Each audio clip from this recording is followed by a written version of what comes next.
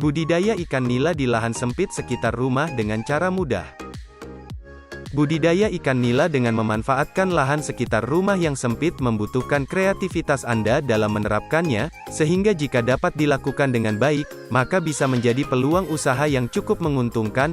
Ingin budidaya ikan, sudah tentu medianya adalah kolam. Mungkin Anda masih bertanya-tanya bagaimana bisa membuat media ternak sedangkan ketersediaan lahan yang begitu minim. Saat ini orang-orang sudah semakin cerdas dengan memaksimalkan keadaan yang ada agar bisa lebih efektif dengan cara paling efisien.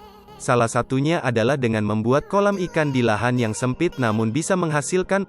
Lantas bagaimana untuk menerapkan budidaya ikan nila hitam atau merah, dengan memanfaatkan lokasi yang relatif sempit seperti sekitar rumah?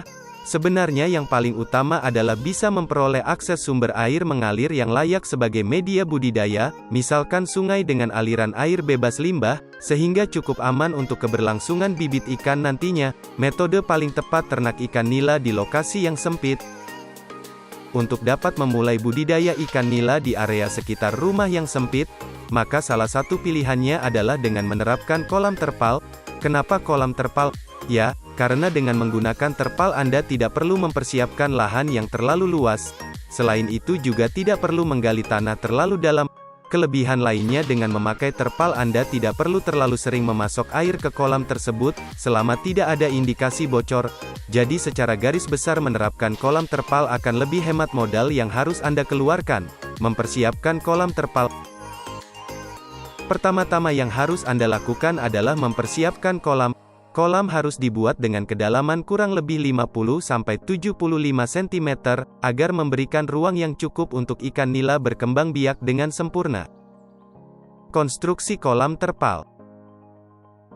Dasar kolam juga bisa diberi batu bata agar dasar menjadi rata dan keras. Setelah itu diberi sekam yang merata dan barulah terpal bisa dipasang. Cara ini mirip pembuatan tambak di daerah pantai untuk mencegah kehilangan air. Setelah terpal terpasang, pastikan terpal terkunci dengan baik di pinggir-pinggir kolam.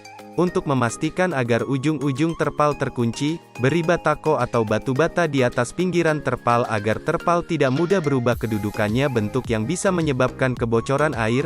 Bisa juga tidak dikasih, asalkan pemasangannya sudah dilakukan dengan benar dan besi penyangga kolam sudah berstandar. Setelah semua terpasang dengan baik, isi kolam dengan air.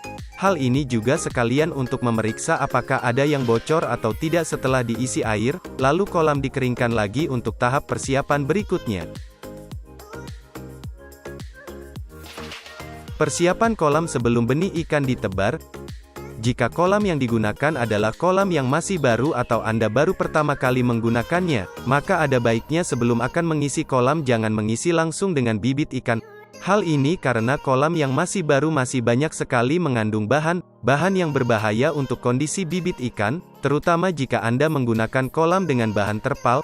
Untuk pemula setidaknya Anda harus mengisi kolam sampai dengan batas di mana Anda bisa mengisi air kolam nantinya. Selanjutnya, air yang ada di kolam akan didiamkan selama beberapa hari, setelah itu Anda buang airnya. Setelah proses pembersihan ini selesai, ada baiknya melakukan proses pengecekan kembali. Apakah kolam sudah aman untuk digunakan atau tidak?